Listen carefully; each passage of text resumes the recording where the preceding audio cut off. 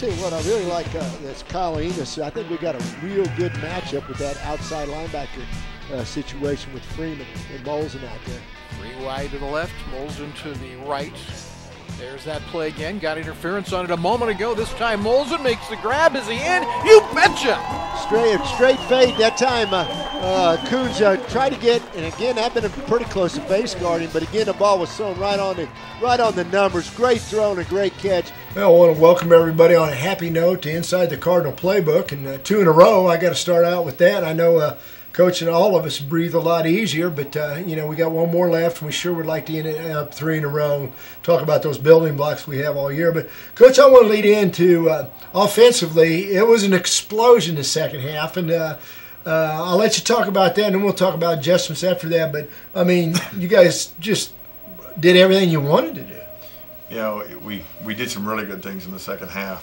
Frustrating thing is that we didn't do those things in the first half, and you know, we're down 3 points at halftime, 10-3 or 10-7, and we're all frustrated. You know, the players and the coaching staff and everybody, and you know, it was great to see the kids come out in the second half and play like they can play and execute in every phase. Really, you know, offense put 45 points on the board. You know, special teams got us good field position on a bunch of kickoff returns, and Daniel Megan punted it well. And defensively, we got 5 interceptions in the game. And hard to score 45 points in a half if you're not getting those extra possessions. And so those guys did a great job there too. And you know, great to get a win at home here on our last home game. And you know, which turned into a no doubt type win in the end.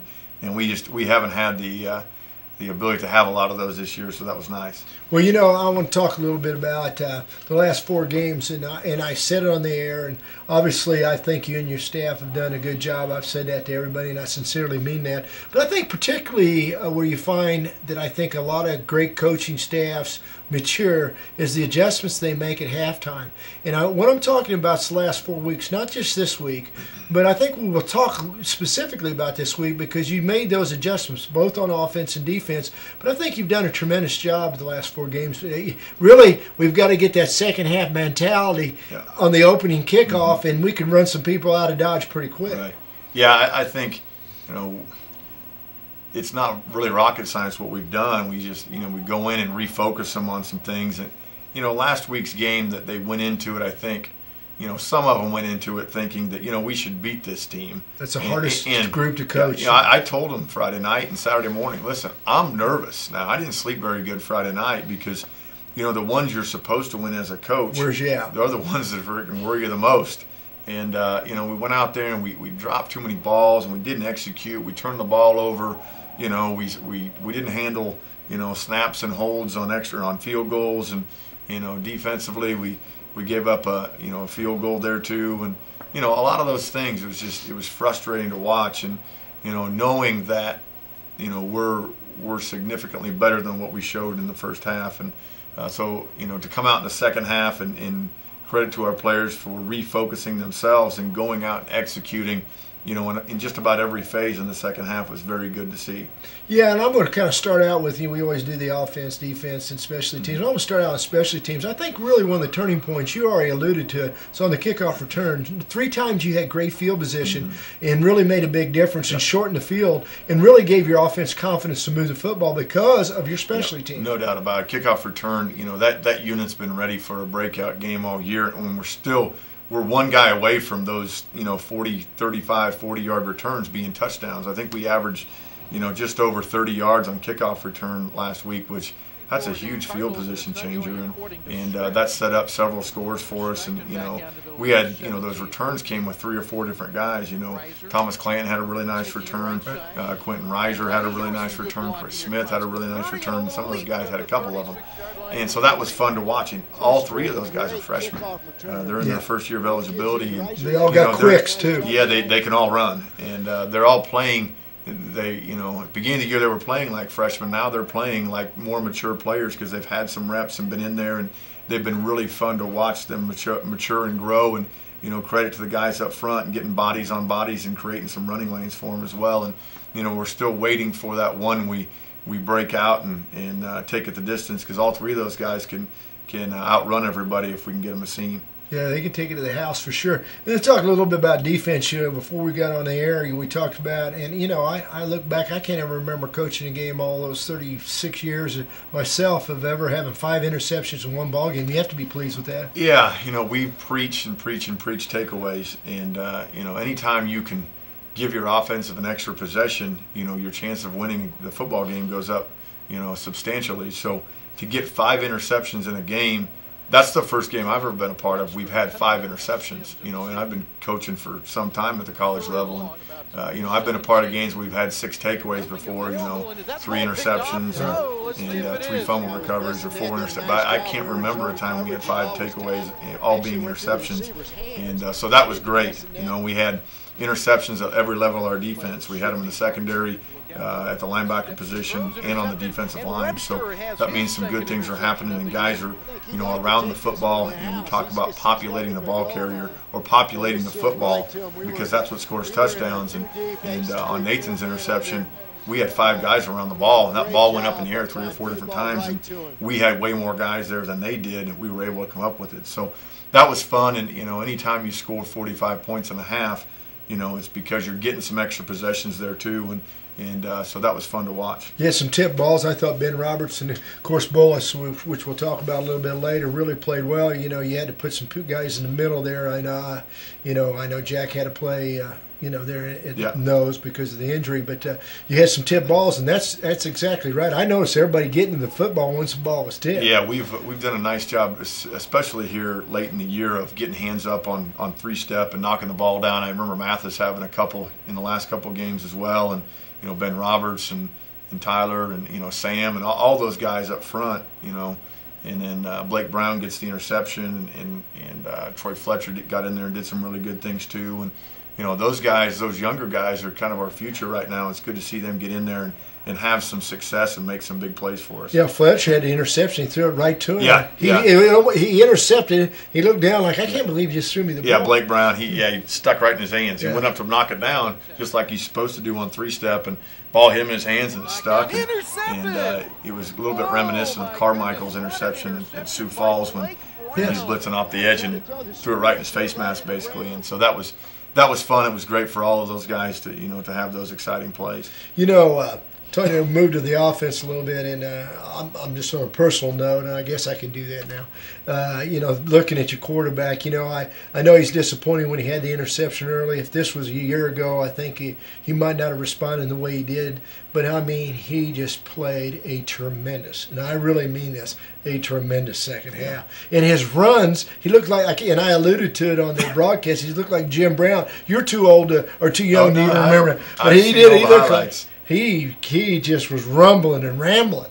He is, we talked about him a little bit last week. He's a guy that just has a knack for making plays, and because of how athletic he is and how good he is about pocket presence and those things, his ability to extend the play with his feet, whether to extend the play to run or extend the play to create things downfield in the passing game, is tremendous. And, we've seen a lot of that here the last couple of weeks, and he's coming into his own and really starting to feel his way through all of that, when to stay in, when to get out, when to extend it to pass, when to extend it to run. And, the two rushing touchdowns he has, one on a scramble, well, both of them really came on a scramble, but, the one where he stiff arms a guy for 5 yards that's chasing him into the end zone, and then the last one he has where the first guy contacts him at the 11-yard line. By the time he's at the 8, he's got 2 guys on him. By the time he's got the 5, he's got 3. By the time he's at the 3, there's 4 defenders there, and he carries them all into the end zone. It was funny when he came running off, and he said, Coach Odell does a great job with those guys in the season in the weight room. We don't believe on maintenance program during the season. We're building all the way through, and Sean made the comment, that's why I squat in season or something like that. So all those things come together, and Sean played another good game there, and he'll be the first one to tell you. I after the game, a little bit after the game, I got a chance to talk to him and told him played a great game, and he said, great game if you count throwing touchdowns for the other team, a great game. So he's pretty hard on himself. The first thing that he was critical of was himself about the pick 6 that he threw in the first half, and that's the type of player he is and the type of leader he is. He's going to take onus on the things he does wrong as well. Well, I know we talked last week about how pleased you were with your receivers, but I thought this was even a better week for your receivers. And now tell me, we'll have a little bit of laugh. You teaching Sean that little flip pass to Stewie all the time. He's your safety valve, I know, and he really does a nice job. But we had 2 of these. Yeah, well, there's some design stuff and some of that stuff too, and those 2 are both very savvy football players. He's as savvy a football player of field awareness things that I've ever been around. He can do so many different things in a football game, and those 2 kind of are on the same page right now. And there's some design things there, and and some of it's ad lib.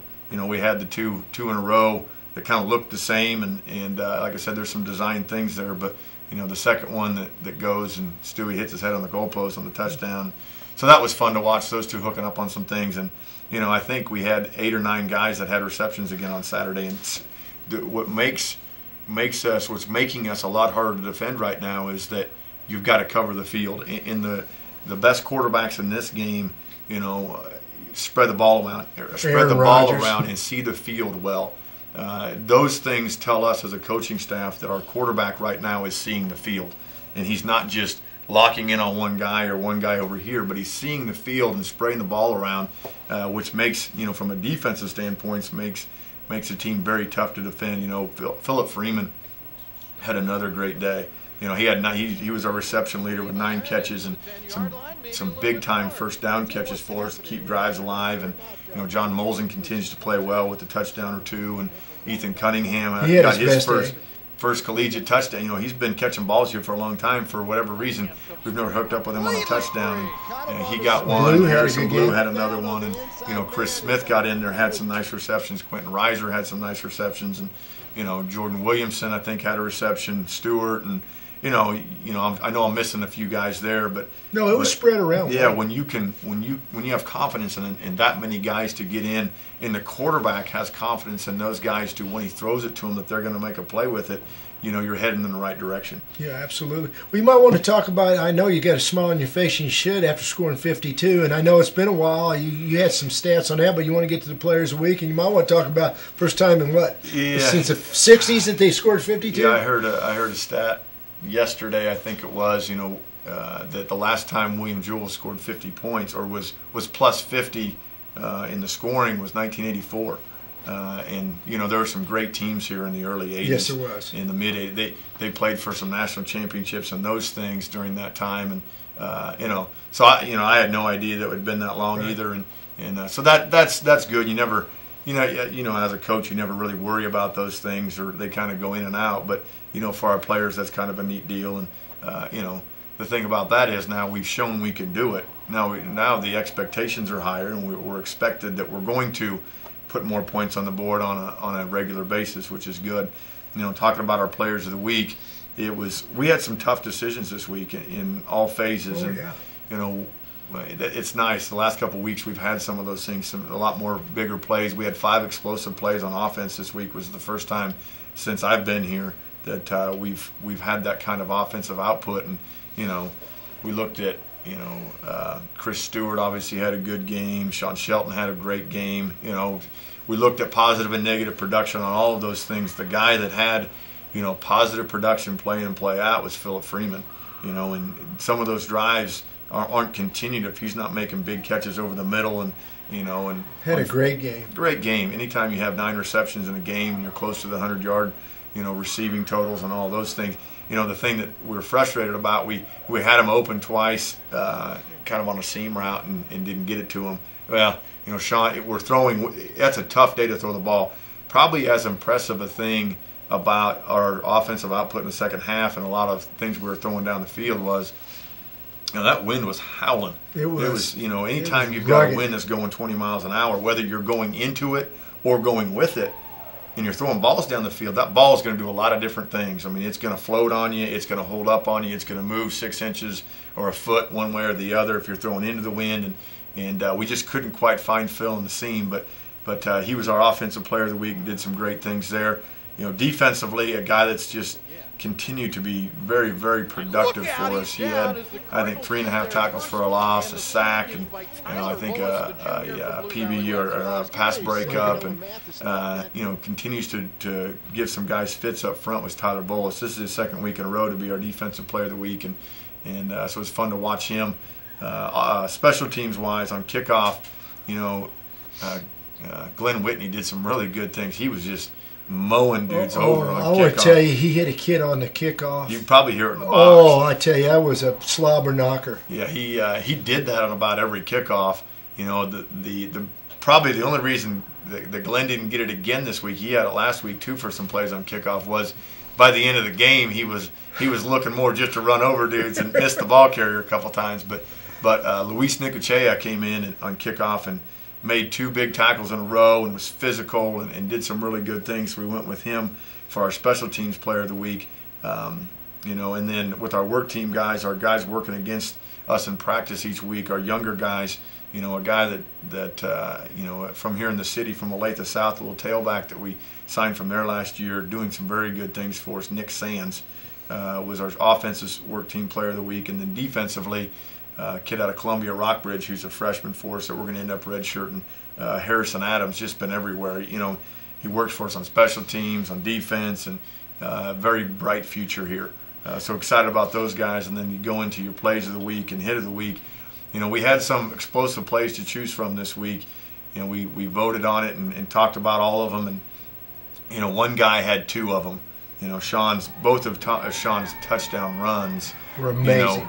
It was a split in the staff room about who's run, which run should we give it to him. Once we gave it to him on both of them, and then the hit of the week, Chris Stewart hit a guy on our boundary, and you could hear it a long ways away. There's a bunch of coaches on the boundary said they didn't see it, they just heard it, and it was. We heard it in the press box. Pretty brutal. We heard it in the press box. We had, going back to our offensive player of the week, we had 2 guys nominated there, and that actually ended up in a tie as well.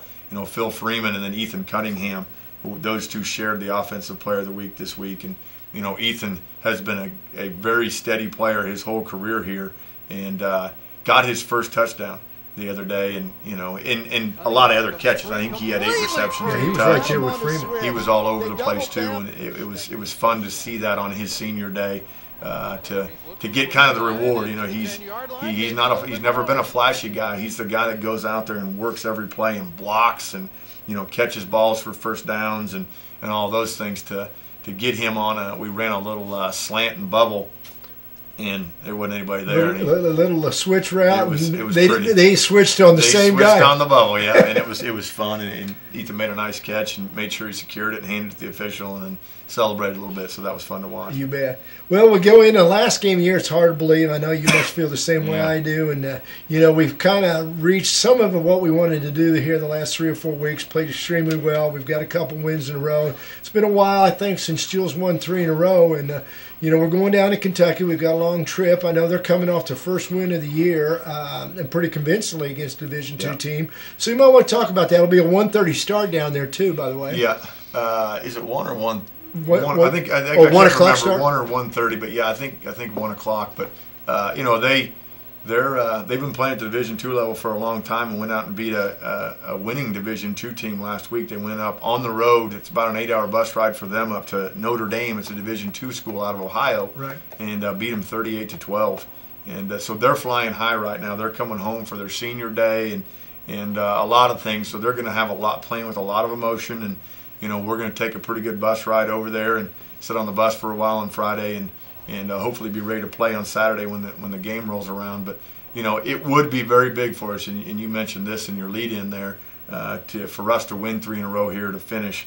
It'll be a tall order to get that done on the road against a team with some momentum. But somebody told me it's been 9 or 10 years since William Jewell's won 3 in a row, and to get on a roll like this at the end of the season gives you a lot of momentum going into the off season. But you can talk about all you want. You still got to go out and get it done this weekend, and that's our plan. Yeah, I'm looking forward to it. I really hate to see the season come to an end because I've loved it so much, and you've done a great job. You and your staff, your kids have been amazing about hanging in there and believing in the program's building. This college football is a lot about recruiting, and winning the last three can really help you when you go out and start talking to some of these kids in the area. No doubt about it. It would be huge for us. And I don't want to put the cart before the horse here, but if we could make that happen and win 3 in a row here to finish, in your first year, moving up a level of competition from the NAI to the Division II level and getting 4 wins and actually 1 less loss than the year before, that's huge. There's a lot of teams that make this transition that takes them a year or 2 to win their first game. I equate it to, I had a guy ask me in the newspaper the other day about, how's the transition going? Is it frustrating because of the losing? You lost several games in a row in the middle, and I said, yeah, it's frustrating as heck. We played 4 or 5 top 25 NCAA teams. I said, let me put it in these terms. I said it'd be like Missouri State, and a 1AA type team stepping up and playing in the Big 12, and people expecting them to win every game. While that's the plan, you go out every week to win. Reality says that there's some growing pains that go along with it, but the resiliency of our team up to this point in the year has been tremendous. To go through that stretch in the middle of the year and then come out and win 2 in a row, 1 on the road and then 1 at home, that says a lot about our kids, and I can't give them enough credit. Well, again, I hope everybody will be with us at 1 o'clock on Saturday. We'll make our trip down to Kentucky and play our last football game. It's been a fun season. I think there's a lot of bright future ahead for the Cardinals. All you Cardinal fans, hopefully you'll get aboard. Looking forward to it, like I said, in and up, and we'll see you down there, or at least hopefully you'll listen at 1 o'clock on Saturday, and that's the next to last edition of Inside the Cardinal Playbook.